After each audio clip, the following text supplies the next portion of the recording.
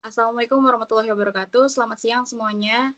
Di sini saya ingin mempresentasikan tentang karakterisasi struktur reservoir dan aliran fluida di Lahendong Geothermal Field Indonesia, yaitu implikasi untuk sistem panas bumi tipenya Cordilleran. Berikut ini ada artikelnya. Selanjutnya ada tabel kontribusi, yaitu ada Alifa Zahra Aurelia, yaitu saya sendiri, Anindra Pratama Wibowo, ada Juventio Sanjaya Wumu, Natasha Octavia Siregar, ada Henok Roosevelt, selanjutnya ada Miko Santuna Putra. Next. Di sini ada outline-nya, yaitu kita membahas lokasi lapangan panas bumi, ulasan kondisi geologi, tahap pengembangan lapangan, tujuan studi, data dan metodologi, hasil studi kasus, kesimpulan studi, dan referensi. Sebelum kita masuk ke studi kasusnya, di sini ada tipe Cordilleran, yaitu menurut Lawless di tahun 2008 itu berkembangnya di pegunungan tektonik aktif yang berasosiasi dengan busur vulkanik. Pada sistem ini dipanaskan oleh magma dangkal dengan fluida dominan air meteorik dan aliran fluida yang sangat dikontrol oleh sesar.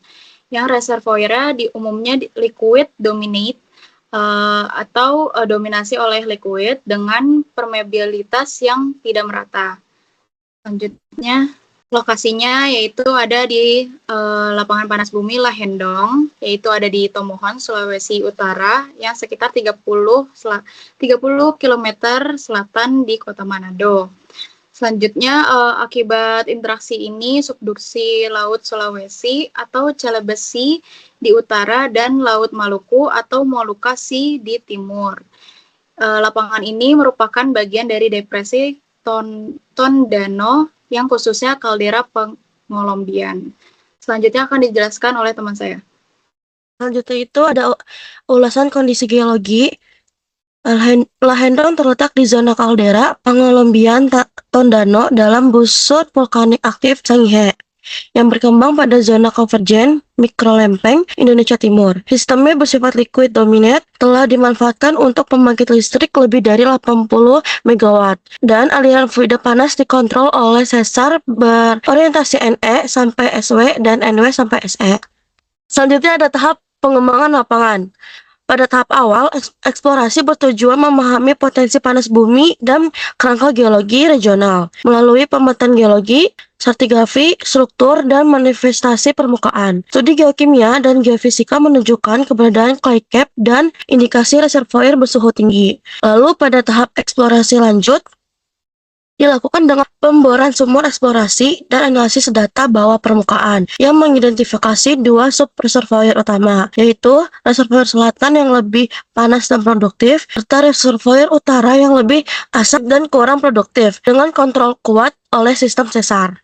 Pada gambar 3 menunjukkan peta distribusi manifestasi permukaan lapangan panas bumi Lahendong, yang dimana terdapat sebaran fumarole dan mata air panas yang terkonsentrasi mengikuti zona sesar dan kelurusan struktur di sekitar danau Tondano yang menegaskan bahwa struktur geologi mengontrol jalur naiknya fluida panas ke permukaan. Lalu ada gambar 4 merupakan penampang AA yang memperlihatkan sesar sebagai jalur utama aliran fluida. Distribusi temperatur hingga lebih dari 300 derajat Celcius di bagian dalam reservoir, menegaskan sistem liquid dominate, serta zonasi alterasi dan semaktite dangkal ilit sampai epidot di kedalaman. Keberadaan lapisan asid kondensat di bagian atas menunjukkan pemisahan fluida dangkal dan reservoir utama, menandakan kompartementalisasi reservoir yang dikontrol oleh struktur sesar. Selanjutnya akan dibacakan oleh rekan saya. Selanjutnya di sini ada tahap pengembangan lapangan dan produksinya, operasi produksinya, yaitu tahap pengembangan ini difokuskan pada produksi energi secara optimal dan berkelanjutan melalui pemboran sumur produksi dan reinjeksi yang ditempatkan pada zona sesar. Pengembangan ini dilakukan bertahap hingga mencapai kapasitas sekitar 80 MW. Terus pada tahap operasi, produksi listrik dilakukan secara stabil dengan monitoring tekanan, temperatur, dan kimia fluida. Perubahan sifat fluida seperti peningkatan dryness dan kandungan klorida menjadi indikator respon reservoir terhadap produksi jangka panjang. Oke, next. Nah, di gambar 5 ini menunjukkan sebaran 38 sumur bor lapangan Lahendong hingga April 2018, meliputi sumur produksi, injeksi dan monitoring serta keterkaitannya dengan struktur geologi, sesar dan kaldera. Peta ini menegaskan peran struktur geologi dalam mengontrol aliran fluida panas bumi. Nah, di gambar 6 ini memperlihatkan perubahan kimia air sumur periode 2010 sampai 2018, yang mana konduktivitas listrik dalam atau A umumnya meningkatkan menandakan naiknya kandungan mineral terlarut. pH yang ditandakan oleh B cenderung meningkat ke arah netral basah. HCO3- ditandakan C meningkat pada beberapa sumur yang menunjukkan pengaruh pencampuran fluida dan proses geokimia. Intinya, perubahan kimia air ini berkaitan dengan dinamika reservoir dan aktivitas produksi injeksi di lapangan Lahendong. Next. Selanjutnya, monitoring dan keberlanjutan. Tahap ini berfokus pada keberlanjutan sistem panas bumi dalam jangka panjang, monitoring hidrogeologi dan hidrogeokimia yang dilakukan secara kontinu, dan seluruh data produksi, injeksi, serta struktur diintegrasikan dalam model hidrotektonik. Di Lahendong, model ini sangat penting untuk penempatan sumur baru, optimasi zona produksi, serta pengendalian injeksi agar tidak menyebabkan penurunan temperatur reservoir.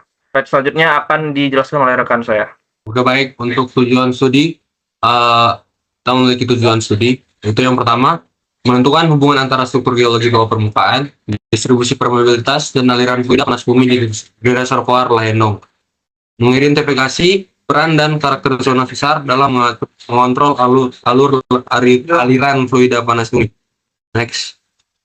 Jadi, metode pemetaan dan analisis struktur ini, penelitian diawali dengan pemetaan geologi dan struktur untuk mengidentifikasi sesar, kekar, dan manifestasi panas bumi. Analisis struktur dilakukan melalui pengukuran orientasi sesar dan striasi, yang kemudian dianalisis menggunakan proyeksi hemisfer dan inversi tegasan untuk menentukan kondisi tegasan regional yang bekerja di lapangan Lahendong.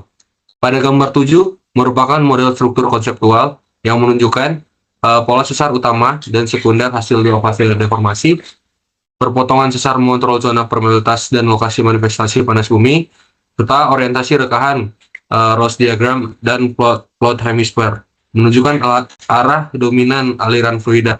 Dari penampang garis A sampai aksen oranye adalah lintasan penampang yang ditampilkan pada gambar 8. Struktur sesar menjadi pengontrol utama sistem panas bumi. Next. Karakteristik fluida ditentukan melalui pengukuran hidrokimia seperti suhu, pH, dan konduktivitas listrik pada sumur dan manifestasi permukaan. Data ini digunakan untuk membedakan fluida asam dan netral, serta mengidentifikasi subreservoir. Data sumur berupa temperatur, tekanan, dan zona permeabel digunakan untuk mempresentasikan kondisi awal reservoir sebelum produksi. Gambar 8 menunjukkan penampang melintang yang menampilkan lapisan geologi, sesar, dan distribusi temperatur bawah permukaan. Teridentifikasi reservoir netral di utara dan reservoir asam di selatan. Sesar berperan sebagai jalur naik fluida panas, dan target utama penempatan sumur. Struktur dan litologi menentukan posisi reservoir dan suhu. Slide berikutnya akan dijelaskan rekan saya. Oke, selanjutnya itu adalah integritas data dan model konseptual. Analisis hidrologi permukaan dilakukan untuk melihat hubungan antara sungai dan sesar. Seluruh data kemudian diintegrasikan untuk membangun model konseptual hidrotektonik yang menjelaskan peran sesar sebagai jalur aliran maupun penghalang fluida, serta pembagian reservoir menjadi beberapa komponen. Di gambar 9, ini memperlihatkan sebaran mata air, danau, dan sungai yang disampel serta hubungan dengan sistem sesar di daerah penelitian. Nah, di titik oranye menunjukkan air permukaan, sedangkan biru itu merupakan mata air yang netral dan hijau merupakan itu air mata yang asam. Garis hitam itu menunjukkan adanya sesar yang terkonfirmasi, sedangkan garis yang putus-putus adalah sesar terinterpretasikan. Nah, terlihat bahwa mata air dan sumur panas bumi cenderung mengikuti zona sesar, terutama di sekitaran Danau Linau, Gunung Tampusu, dan Gunung Lengkoang. Hal ini menunjukkan bahwa sesar mengontrol jalur aliran hidrotermal dan kemunculan mata air di daerah penelitian. Next.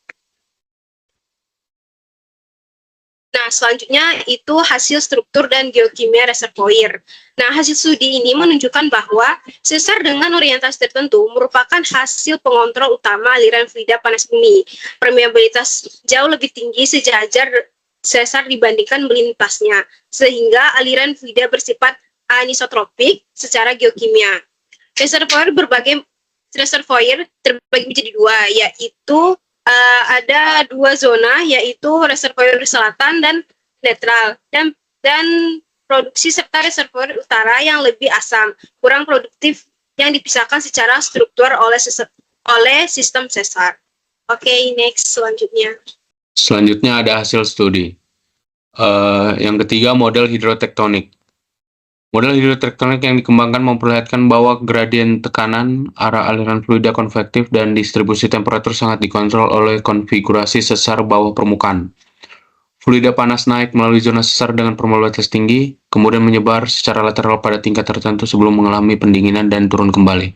Sistem ini secara keseluruhan bersifat liquid dominated dengan zona permeabilitas tinggi yang lokalisasi terutama di sepanjang sesar utama, sehingga keberadaan dan geometri sesar menjadi faktor kunci dalam menentukan karakter dan kinerja reservoir panas bumi Lahendong.